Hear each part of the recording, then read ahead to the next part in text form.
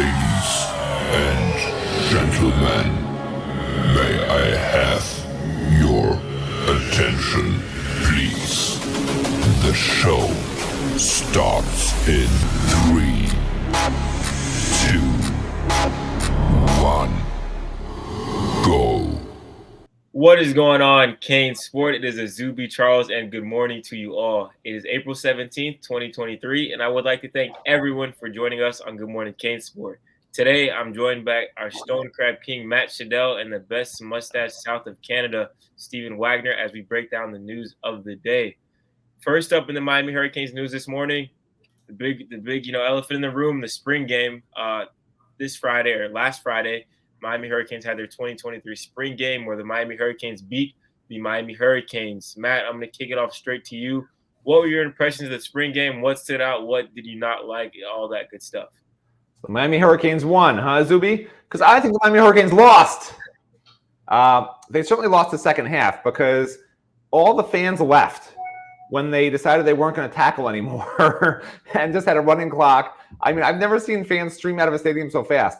The first half, I was very excited by. I love, especially the way the offense looks. I actually like the way the defense looks. I don't know if you guys remember the old Buddy Ryan defense with the Eagles, how just the players would almost be swarmed at the line. You don't know who's going to do what. They're just all, moving around, standing in like a group almost. And then at the snap, they just all take off at full speed into where they're supposed to be.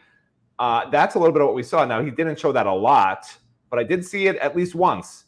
And I think we're going to see a lot of that this year. And I think it's going to confuse the heck out of opposing offenses. And on offense, Tyler Van Dyke looked great to me. I really thought Tyler looked totally informed. The best part about Tyler was that he's totally comfortable with the offense. He was fine going pace. He was fine in the huddle. He was getting guys lined up correctly, and he threw the ball well. So you can't ask for more than that. I was encouraged by the receivers' play. Jacoby George in particular looks like he has an explosiveness and a quickness that I have never seen from him before. So that's huge for Miami. And then, of course, Ray Joseph, he was wide. People could say, oh, my gosh, a 79-yard touchdown. I mean, they've totally blown coverage wide open. I think Stephen Wagner would have been tackled at the 10-yard line. But Ray Joseph was a touchdown, and which was great. And Emory Williams played really well. The disappointments, and Ruben Bain was absolutely outstanding. Ruben Bain will be starting. He actually showed Miami what they needed to see, which is that Jalen Rivers should not be at left tackle. I have a feeling in the fall we will see Jalen Rivers quickly back at guard, which is fine. And I think Zion Nelson or Francis Mauigoa needs to be at left tackle.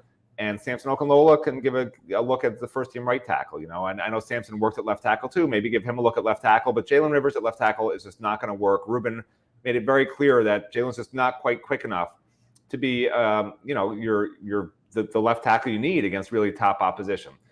So the only other things I'd mention is, Ja'Carri Brown did not look good. Fans are always fixated on Ja'Carri Brown. And, it doesn't concern me at all, other than I just don't want Ja'Carri to get discouraged. And, Emory looked so good. Why when the game was going on did I not look like I looked in practices? And it's a concern because, as I've always said, some players look better with the lights on, and some players are amazing in practice. And I don't want Ja'Carri to become a guy who looks pretty good in practice, and then the lights come on and he just tries to become Superman again. I mean, he threw one deep ball that no college quarterback should ever try to throw. And the fact it wasn't intercepted was a miracle. The safety play on that was not good. But, there were some concerns that I saw with Ja'Carri just because it looked to me like he just wanted to make fans go, wow, and cheer for him. And that's not really how you want to run an offense. You're not running an offense to make fans go ooh and ah with 70-yard touchdowns. You're running an offense to move the chains, take what the defense gives you, and do what your coach tells you. Ja'Carri did not do that. So hopefully Ja'Carri learned something from the experience because he told us before he doesn't want to be Superman. He sort of said it unprompted in an interview. So that's important. But overall, I was very encouraged by the first half. And the second half, I wish they let the reporters go out there. I would have felt safe playing in the middle of the Miami defense or at running back for that matter. The way they were playing the second half, it wasn't football, it was two-handed touch, which is very nice for an old guy like me. I think, if you have any questions for me, Stephen Wagner or Zuby Charles, you can ask me, or if you have any thoughts you want to add, or you want to roast me for something I said, be my guest. Gary Furman's not here. I'm totally relaxed this morning. You know, I really didn't think Ja'Kurri looked that bad. From what I saw, I really felt like he was seeing things, but he was just seeing everything like half a second late.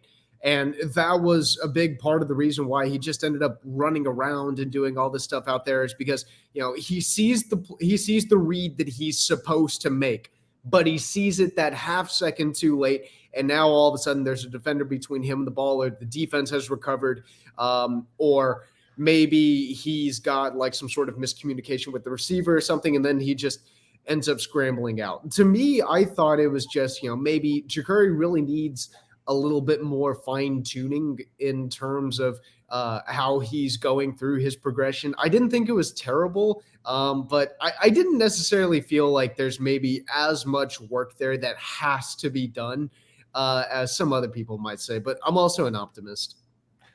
Yeah, I want to talk about a guy that I don't think neither of you guys talked about. Is Emory Williams. Boy, was I happy to see him. I mean, Milton, Florida. Can we get like 1,000 more guys in Milton, Florida? I think Emory looked really, really impressive in his time on the field. Obviously, that big touchdown to Ray, and some of the passes he made were really good.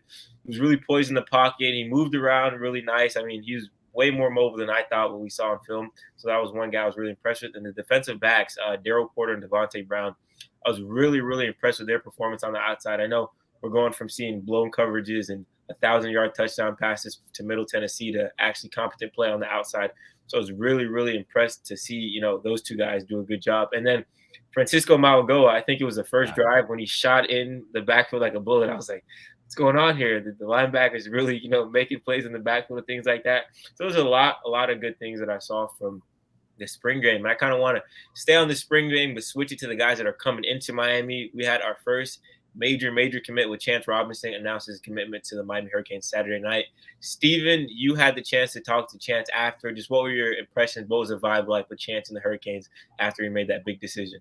Yeah, a lot of excitement. I don't think there was a lot of surprise that Chance Robinson ended up coming to Miami. He's been really, really high on the Canes really since I started covering Miami recruiting. Every time that I've talked to him, he's said, you know, hey, this is a dream school to me. This would be a dream come true. You know, Miami's where I want to be. You know, this place feels like home.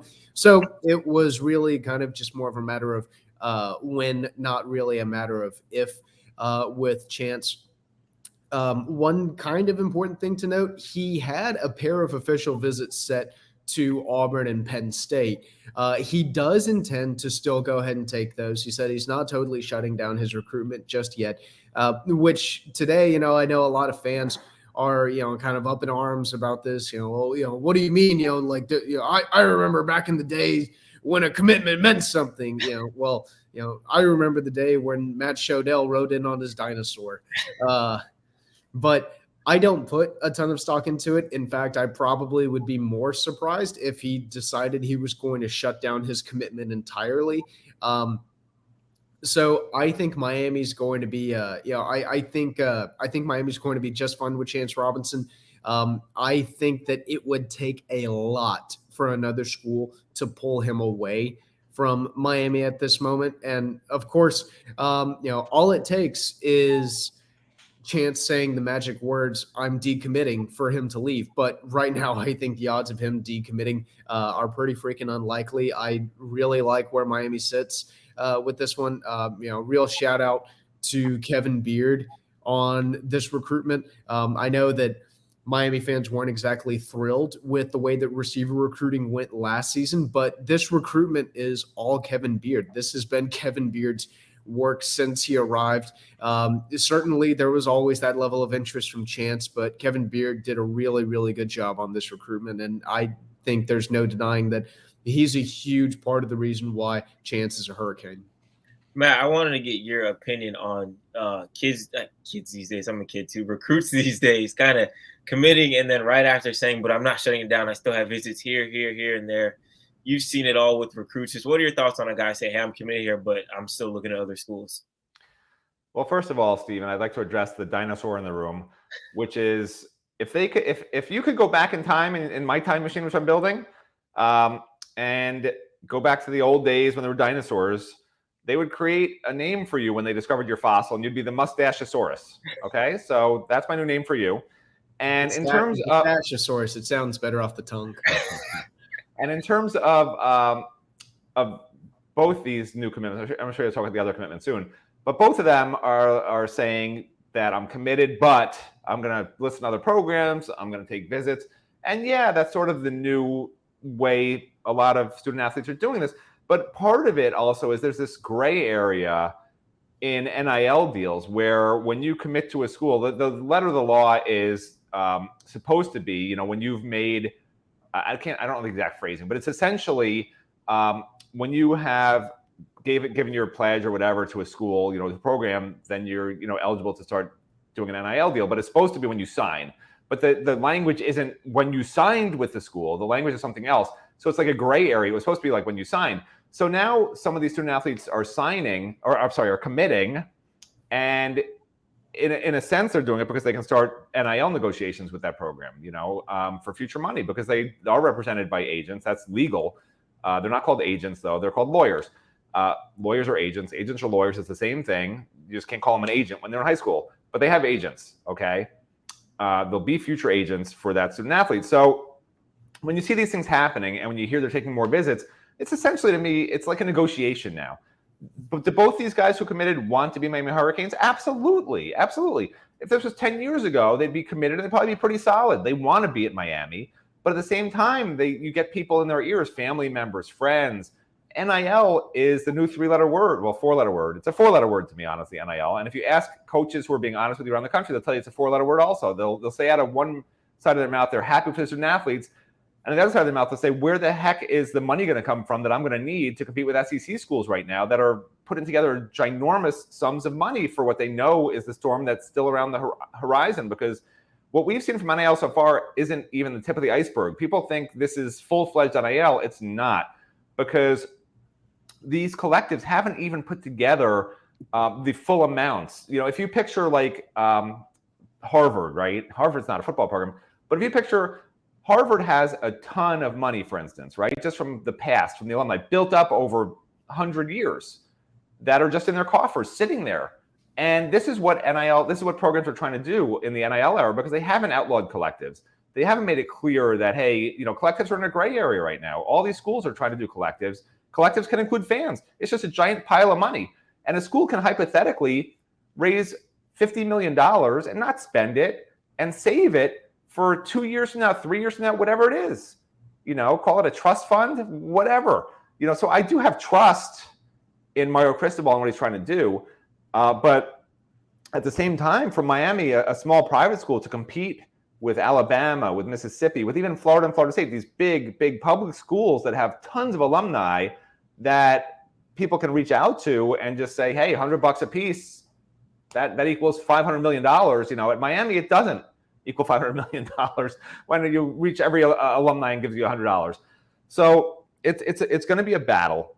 But with that said, I'm fine with, Chance Robinson's you need a guy like Chance Robinson, period. Like, that guy is a playmaker. He's going to be big time. Love that addition to the class. You just got to hold on to him. You got to make sure the NIL deal's in place that he wants, make him happy, make his family happy, and it's a done deal. So yeah, I don't know if that answered your question, Azubi. It probably didn't, but I don't really care because I never answered Gary's questions either.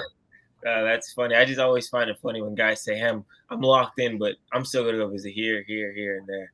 Well, that's a perfect transition for our boy in the bayou, Dylan Day, the newest addition to the Miami 2024 recruiting class. I had the chance to speak with the head coach at Southern Lad that called him a steal from Miami and a diamond in the rough. Steven, you spoke with him. You did some film review. What were your impressions of Dylan Day? What is he saying, and what do you think of him as a player? Yeah, first off, Dylan Day is really excited to be a Hurricane. This is Guidry's guy. This is a guy that Guidry made it very well known that he wanted him literally the second that he stepped on campus. I think Dylan was either the first or the second player to receive a Miami offer to receive a Miami offer from Coach Guidry after he was hired as the defensive coordinator. I know the other was Anthony Robinson. But this is a guy that Guidry has, really relentlessly recruited. He's a guy that Guidry wanted when he was at Marshall, and then again at Tulane, and now again at Miami. To be honest, it didn't really seem like Dylan had that really, high prestige, or, he didn't really have that really level of prestige that you think of a lot of Miami kids having. But I heard someone say this on the message board the other day: stars aren't everything. And I kind of agree with that, kind of don't. I think that there's something. I don't think that they're everything. The On3 industry rank, or the new On3 rankings, are going to come out later this morning. And so we'll see how Dylan is actually ranked, because right now he is an unranked recruit. But it does seem like this is a guy who Miami really wants and who Miami believes in. Guidry, came in, wanted to offer his guy, and it kind of seems like Mario Cristobal and Alonzo Highsmith signed off on it and said, yeah, man, he's your guy. He's the guy you feel like you need. Go get him. In terms of how he actually shapes up himself as a player, I think that he has a lot of potential. Obviously, the elephant in the room is going to be his size. He is not a really big guy. He's 5'11", 165 pounds, or at least that's what he's listed as. And for reference, I'm 5'11" and 165 pounds. So he's definitely a little bit on the smaller side there. He's a very disciplined player. He's pretty athletic. I think he closes really, really well. And I think he's really versatile. And I think that's why Miami kind of sees him being used in that nickelback role, because you see him at the high school level. He was used kind of both as a safety and a corner. I think he was a lot better as a safety than he was as a corner, just because I noticed he kind of had a tendency to maybe get a little bit handsy with bigger receivers that he was forced to go up against in man-to-man. And weirdly enough, I really felt like he was better in off-ball coverage than he was on-ball coverage, which is kind of uncommon when you see a lot of these high school recruits who are asked to go up and play this physical man-to-man coverage. A lot of guys really do like to just get up in your face, jam you at the line of scrimmage, and manhandle you at the point of attack. That's not really what Dylan does, because that's not really what Dylan is. He's an off-the-ball safety who has very good zone awareness. I think he sees the field very, very cleanly. I think he makes smart, intelligent decisions. And I think he's really good at helping out in the run game as well. I think his closing speed is really good, and I think he's really good at crashing down from a safety position to come help out in the run game. We also saw sometimes last year at Southern Lab where he would actually play in the box, and there would be, maybe an 8-man or even a 9-man box whenever they would play some of these really, run heavy teams. Like, I think they played like a couple of triple option teams. They played a flex bone, they played an ace double wing. Some of these guys that really do like to, put 11 guys on the line of scrimmage and jam the ball down your throat. He looked good against the box. He takes really good angles whenever he's tackling. He does a lot of things really well. I think he's a pretty good open space tackler. I just think right now he's really going to need to put on muscle. He's going to need to get bigger, and I think he's going to need to clean some things up in his technique. But yeah, you can definitely see why Miami liked the guy. Let me jump in, Azubi. Okay. I'm pretty sure I just heard Stephen Wagner compare himself to Dylan Day. I'm pretty sure that's what I heard. Let me tell you something, Stephen, okay? You got your Honda Classic hat on, and to me, Dylan Day, and I know why you put it on. Everyone knows you put it on to distract from your mustache. I understand. People look at the hat instead of the mustache. I get it. But let me tell you something, okay? Dylan Day is he's like a Honda Civic, a Honda Civic coupe with like a skylight. He's small, compact, somewhat reliable. You can see the light shining through for a bright future. But to your point, I'll make it much more concise than what you did, as usual. But rankings to me are not indicative of how good a player is going to be in 3 or 4 years, but they are indicative of how college-ready a guy is right now in terms of physical ability, speed, skills, the tangibles, how high he can jump, how fast he can run, blah, blah, blah, blah, blah, blah, blah. He did not check the boxes for that. He has 7 Power 5 offers right now, okay? Guidry wanted him at Marshall and Tulane. I always tell people, listen, I don't want new coaches coming in from minor programs, just bringing the same guys that they thought they can get at those programs here. Like, that's not Miami. Miami's a whole different level. So those are the negatives to me. But, there are people who say just trust the coaches, don't pay attention to the stars. I agree with that also. Diamond in the rough, I don't like it when a player is described as that, because all that says, it sounds nice. Diamonds are nice, right? Rough diamond is fine. I'll take a rough diamond if it's 2 carats, and I'll turn it to 1.5 brilliant round diamond. But a diamond in the rough also means that he just isn't polished. He's not polished. That's literally what a diamond in the rough is. It is not a polished player. So they've gotten a not polished player per his coach who has not impressed analysts around the country with any of his tangibles right now. Now, does that mean in 2, 3, 4 years he can't be an amazing nickel? No, it doesn't mean that at all. But that's just the truth. Those are facts. Like what I'm saying, people will argue with me about it and say Matt's wrong, but they're facts. What I said is facts. Okay, I'm out. I just think it's funny. Last year we had the IMG pipeline to Coral Gables. Now we have the boot to Coral Gables with Guidry coming from Louisiana, Day coming from Louisiana, and Dawson. So pretty cool seeing another commit come to Miami. Hopefully when the rankings come out later today, we'll see a boost. He'll actually get some starts with that. But kind of jumping back to the spring football, we also have Gary's mailbag, Gary's column sharing insight from everything from Friday's game, from post-game reactions tomorrow, Cristobal, the players talking. So make sure to check that out. And to kind of wrap it all up with the spring ball talk, Matt, I want to ask you, give out your game balls from the offensive side of the ball and the defensive side of the ball from Friday night's spectacular showing from the Miami Hurricanes.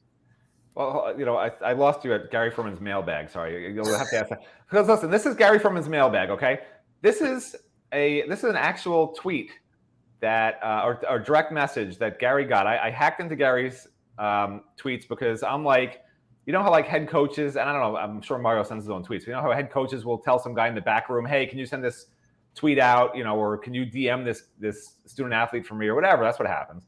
So I hacked into Gary's Twitter account because sometimes I have to send out some tweets for CaneSport. And this is what I find. Somebody named, some woman named Ruhugul, Ruhugul. It's at Ruhugul5246. Hello, my name is Amder, and I am 36 years old. It was a pleasure meeting you in the wide world of Twitter. If you are over 28 years old and think we can become true confidants, then you can believe in fate. Add me on Telegram. I will wait for you on it. That's the real Gary Furman mailbag. Forget the one posted on the message board, okay? Azubi and Steven, hack into Gary's Twitter account. I'll give you the information, okay? Shh, don't tell Gary. And look at these crazy DMs he's been getting. And Gary's response is, hello, Ruhugul. I have added you on Telegram. I see you need $1 million sent immediately. I am on it. Where can I meet you? So no, the response didn't happen, but the original DM is true. Gary just apparently hasn't responded yet because that's probably why he's not on the show this morning. I assume he's chatting with Ruhugul on Telegram. Anyway, so what was your actual question? Forget Ruhugul, forget Telegram, forget the millions. Just game ball, your MVP for Miami. Yeah. Well, so I told Gary I'm going to hand out some game balls after the spring game, and I immediately regretted it because it's just difficult to really, based on a half of a very vanilla spring game, to pick 5 guys to get game balls. For instance, I felt bad. I think I mentioned Xavier Restrepo. I left Xavier Restrepo off. He gave the most effort of anyone on the whole field, so I feel bad not giving him a game ball. And he had 3 catches of 20 or more yards. But to me, that's sort of like, that's Xavier. Like, that's expected. If Xavier was like a true freshman or like even had done nothing in the past and was a junior and did what he did, he'd like be in the top 3 in game balls. But it's just like sort of what you expect from him. So it was just a normal Xavier day. So I'm not giving him a game ball. So no game ball for you, Xavier. Okay. And, and I thought Tyler coming back off the injury, he deserved to be the main game ball. So I gave him the big game ball. That's the actual big game ball that I actually stole from the field. And he gets that one. And then the other guys who get little tiny replica game balls, I have Ruben Bain, Francisco Maligoa, who you mentioned, Stephen. Azubi, thank you for mentioning Francisco, because I've been giving Gary some crap about Francisco. Gary's like, Francisco Maligoa is amazing. He's this great linebacker. And I'm like, dude, he had 60 tackles and like 2 sacks last year for Washington State. He was their 4th leading tackler. Now he's all of a sudden comes here and he's the best linebacker on the team. I am tempted, except for the fact that it's a stupid spring game, I'm tempted to almost retract that. I'm not retracting it because I never retract anything unless it's provably wrong. It's not provably wrong yet. But Francisco Maligoa showed me something that I did not see from any linebacker I've seen here in the last couple of years, which is an actual good angle to a ball on a Jacoby George otherwise touchdown against any other linebacker on this team that was playing last year. and a knack for getting in the backfield. I think he had 2 or 3 tackles for loss. He didn't have any sacks or anything, but he was solid, man. Like, he was solid, and that was great to see. I was pleasantly surprised because, again, Miami has not let us see a lot of spring practice to this point. So I was basing a lot on last year's stats, some of the film I watched back when Francisco decided to come here. And aside from a 99-yard touchdown, which I thought was great, like, he was just okay to me. So anyway, very happy with Francisco. Jacoby George, of course, is on there because I think Jacoby is going to lead this team in receiving yards. People are going to think I'm nuts. You got Ray Joseph, who's the speedster. You got Xavier Estrepo, who's probably going to have the most catches on the team, all underneath. You got Colby Young, who, coaches think is going to have this major breakout season. But, like, I watched Jacoby George yesterday, and I've seen him in practice. He catches everything thrown within any amount of his fingertips. Like, if he can reach his arms out and it touches his fingertips, he's catching it. And then when you combine that with the speed and the way that they like to use him in this offense, because you saw him on bubble screens turning into that 38-yard gain. You saw him outside running down the field. He was open a lot. I think he's going to be really, really good this year. And if they don't get someone in the portal as a number one receiver, I think he might be a guy that in the Shannon Dawson offense does the best, because Shannon Dawson doesn't really, in the past, he hasn't really, at least the last 2 years, he hasn't thrown to the tall outside receivers. Like, that's not his thing. His thing is throwing to the smaller, taller, lanky guys on the inside that line up in the slot or do bubble screens and that sort of thing and go in motion. Jacoby's going to go in motion a lot. Colby's going to be on the outside, just basically running routes down the field. So I really like where Jacoby is. And then the other game ball I gave was, of course, to Ray Joseph. I think it was Ray who should have had another touchdown, except Jakari, who, according to Steven, had this amazing scrimmage. Jakari just completely threw a terrible pass and it was dropped or whatever. It was either Ray or Robbie. I'm pretty sure it was Ray. And then, Jakari also, by the way, Steven, should have been intercepted 2 other times. That deep ball I talked about, and another one he just threw nowhere near the receiver. But he had a great scrimmage, right, Steven? Steven's on the Jesus, man. Steven's always the optimist. Look, if he throws 3 interceptions, Steven, right, that's 3 for 3 just for the defense. So that's okay. It's Miami against Miami. It's still 3 completions. You're literally trying to turn me into a Jakari Brown apologist. That's what you are trying to do. You're trying to turn me into a Jakari Brown apologist. Listen, he should have thrown 2 interceptions. Clearly should have thrown 2 interceptions. One was right off somebody's hands, and then the other one was the deep throw, which was just a terrible decision, which was just a bad angle by the safety or cornerback. And there was a couple others that just were bad throws on top of that. So, like, whatever, I love Jakari's future. I've been talking all spring about it. I think he's looked so much better. I think he's great. The Shannon Dawson offense with Toon last year, you saw what Shannon Dawson does with mobile quarterbacks who can throw. And Jakari's throwing a heck of a lot better. He just happened to not show it in the spring game. It doesn't bother me. Something for him to learn from. I think he's still going to be, he's still going to be great. And I was very happy that Emory Williams looked so good. Emory looked great, but they barely gave him any chances. I think he had 1 series in the whole first half and it was 4 for 4. And the second half was a joke, where they didn't even tackle anybody. Like, there was one play where Don Chaney was whistled down but ran into the end zone and everyone celebrated, and like the cheerleaders were jumping up and down. The cannons were going off. If there were cannons, I don't know what there was, but like everybody thought there was a touchdown, except for the players who knew that he was not even close to a touchdown because they were just playing touch football. But anyway, I can't remember the original question. I'm assuming it was my favorite restaurant over the weekend. So I did go to this amazing, amazing Israeli place in Coral Gables called Motek. If you guys want to ever in this area, it's not that expensive, by the way, for anybody out there who like thinks I go to French, the dirty French all the time. Like, no, this place is fairly reasonable. It's like $40 a head, and great drinks, great bar, great scene. They say it's like you're in Tel Aviv. And the mushroom hummus was like the best thing I've ever had. It was unbelievable. And then their hamburgers won the award at some Miami something or another the last 2 years. It's in a pita, which is weird for a hamburger, and it's like part lamb meat and part beef, which is similar to Steven's brain's makeup. Steven, your brain is like what, part lamb, part beef, is what I've been told. Is that true? Maybe. No comment. And it was delicious. I mean, everything at that place was amazing, and you have never seen the bread like this. It's called Lafa. This bread that comes out, it's to die for. I'm telling you, that place is great. So thank you, Azubi, for asking for my food review. I'll do my film review next time. And I hope people enjoy that review. It was fantastic. Usually I hate places. I did give one really, really bad review. I don't want to really say the name of it because I did my first Yelp review, actually my second Yelp review of all time. Oh, God, you're a Yelper? No, my second. The Yelper looks like. My first Yelp review was to help a friend of mine whose son was working at Smoothie King. And I said, the red-haired kid at the Smoothie King is a really good worker. That's all I said. This is my first real Yelp review, okay? Because we went up to a rooftop bar right near where I was having dinner beforehand. And a very nice view. It was a little hot up there, obviously, because it was outdoors. And we go to dinner early because we're old people, and that's what we do. But we sit down at the bar. It was my wife and I. As some people say, my wife. They don't think anybody would actually want to be married to this, but it was my wife and I sat at the bar.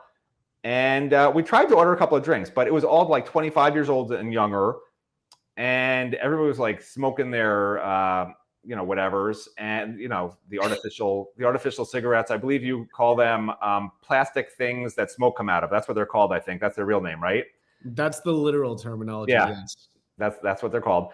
And the bartenders were all like 25 years old, 24 years old, 23 years old, 22 years old, and 21 years old. And some of them looked maybe illegal to be serving drinks.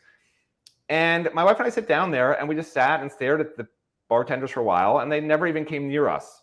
And I knew better than to even try to get their attention, because it was very obvious they had no interest in old people actually being at the bar and ruining the vibe with all the plastic, smoky people. So my wife, though, has no shame, and she's like, "Can we get a drink? Can we get a drink?" And they're just ignoring her. And I said, "You know what, honey?" I said, "I don't think they really want to give us a drink. I think we should go to the actual restaurant and just get a drink with the old people. Like, that's probably what we should do." So that's what we did. But I decided to leave a Yelp review after that. And I said something like, don't go here if you're over 25 years old. And if you enjoy cigar smoke, this place is for you. But other than that, the best part was that it was super hot there, being an outdoor facility. That was my review. That was my whole review. You can look it up. Actually, maybe not. It's just Matt S. They don't say your full name, I guess, in these things. But yeah, that was my Yelp review. That's awesome. People hate. By the way, people are going to hate this. People are going to be complaining in the comments. Why is Matt not talking about football? He ruins the show. It's just be Steven and Azubi. I agree it should be Steven and Azubi, not me. That's why I'm doing this. Please comment about how you want me off the show. I don't need to wake up and do this. Steven and Azubi did an amazing job writing those stories on Friday and yesterday about the commitments. They've got you covered, man. You don't need grumpy old Matt Trudell, who doesn't smoke the plastic things with the smoke coming out of it, on this show, ruining it every morning. Period. Well, Matt, I really appreciate the food review, the plastic smokes, the bars, and everything. We got to get back to some amazing recruiting stories that Steven and I worked really, really hard on this past weekend. Steven, we talked to guys like Justin Scott, Aiden Breland, T.A. Cunningham, a bunch of other guys from California that were at the spring game Friday night. I just want to get your overall thoughts. What were the vibes, leaving Coral Gables? You spoke with Jamari Howard as well, a bunch of guys. What were your overall thoughts and vibes of the recruits and, everything like that? This is going to be the year of the defensive line. Last year was the year where Mario Cristobal and Alex Mirabal, these two supposed offensive line gurus, with this unbelievable talent for developing high school prospects into NFL ready draft picks. That was the year where they go in, they get Samson Okinola and Francis Mauagoa. This year, I think, is going to be the year of the defensive line, where we're going to see Jason Taylor as a recruiter do exactly what he was hired to do, and that's to make a serious impression with a lot of these big-time defensive line recruits, whether they're on the edge, whether they're on the interior, whether they're guys that want to be moved around a little bit. I think Miami is in really good shape with a lot of guys after this weekend. T.A. Cunningham, he's a guy who's expected to move to Miami, transfer to a Miami high school. We don't know which one, probably sometime within the next year. So I like how Miami's trending there. Not to mention, he said that he could definitely see him. He could definitely see himself playing for the Canes. Justin Scott came down. Justin Scott, I think he's the number 7 overall prospect in the On 300, if I'm not mistaken, number 2 overall defensive lineman. He's another guy who I think Miami is now trending very positively for. I think the Canes are moving in the right direction there. He's also got an official visit set up over the summer. And then Colin Simmons, he was a guy who we really didn't get much of a chance to talk to. He's a guy who's kind of a hard guy to get a hold of for being a top 5 prospect, but the number 5 overall prospect in the class and the number 2 edge rusher in this class was also there. Unfortunately, we didn't get the chance to talk to him, but it kind of feels like Colin Simmons might end up actually being a little bit of a name to watch too, something that I think would be kind of surprising to a lot of people. But it's starting to feel like this is going to be the year of the defensive line. And so you start to think between last year, Miami cleaning up on the offensive line, and obviously they're still going after plenty of guys this year. Brandon Baker is probably the biggest name that pops out to me, the 4-star offensive tackle out of California. He's probably the biggest name that pops out to me on the offensive side. But between Justin Scott, David Stone, Colin Simmons, T.A. Cunningham, now we're starting to think, man, they are really going to be bulking up on both sides of the trenches. Yeah, Miami really has that emphasis on that D-line and making it, really great under Jason Taylor. But they also had a few, skilled guys out there. Josiah Trader from Chaminade Madonna. Kevin Riley, a guy that I'm really, really high on out of Tuscaloosa County, Alabama. And a new offer that they just gave out, KJ Duff, is another guy to pay attention to in stories that we have on the site. Also on the site this morning, I caught up with Miami quarterback commit Judd Anderson for another installment of Inside the Lines. If you haven't checked it out, make sure to check that out. It is actually really, really funny, and I'm not just saying that because I did the interview. Judd is an awesome, awesome guy who really wants to see the Miami Hurricanes win a national championship, is doing a ton of recruiting. I asked him about, his favorite food. He loves his mom's spaghetti. That part is hilarious too. And I'm not saying this because I'm interviewing him. It's actually funny. So make sure to check that out. And to wrap up today's show, the baseball team are coming off a big series win versus North Carolina. Mr. Matt Shodell, I know you love your baseball so much and you hate their pitching. Just how big of a series win was this for Miami going on the road against a ranked ACC program after the struggles that they recently had? Yeah, I said going into the series, this was either going to be the death knell of the program or their resurgence. They had to do what they did. And did they do it convincingly? No. They won the first game by 1 run. They lost the second game by 1 run, and they won the third game by 1 run. But with that said, North Carolina's a top 20 team. Miami had dropped out of the rankings. Miami had dropped all 3 games against Virginia, all 3, I think, against Wake Forest. And then, in between, they'd beaten a really, really bad Florida State team. So they needed this. They needed some confidence. They need to sort of just build on this now because they have the talent. It's almost inexplicable how they are just not having a real good year. 22-13, 10-8 in the conference is not really what you expect when your team's ranked in the top 10 to start the season. So now you have a few more series left: Georgia Tech, Louisville, Pittsburgh, Duke, and then that's it. So the season still feels like it has a lot left, but it's really just 4 ACC series before the ACC tournament. So they had to have this happen. If you lost this series and you only have 4 series left, it's just a little hard to recover from that and still try. It sounds crazy to try to host a regional, but you know what? That's still the goal, right? You can't rule it out. You never know what might happen. So this was a step in the right direction because they need to get the ship righted. They need to be playing their best ball at the end of the season. And thank goodness that it's not the end of the season now. They still have time to get this right. And yeah, the pitching is still a major concern for me. And I think it rightfully so. They have issues, and they've had issues all year with that starting rotation and consistency. Thank you for that, Mr. Shodell, the baseball guru of CaneSport. I told you don't call me Mr. Shodell. All right, Matt. Sorry about that. Just call me Matt. Matt. All right. Well, Matt or Schmuck or, whatever. Just, I'll call you Stashosaurus Rex or whatever you call it. Ladies and gentlemen, about 40 minutes. If you're still here with us, thank you for starting your morning with myself, Matt Shodell, and Steven Wagner. That is all that we have for this episode of Good Morning CaneSport. And as always, stay tuned on the site for any breaking news or anything that might pop up.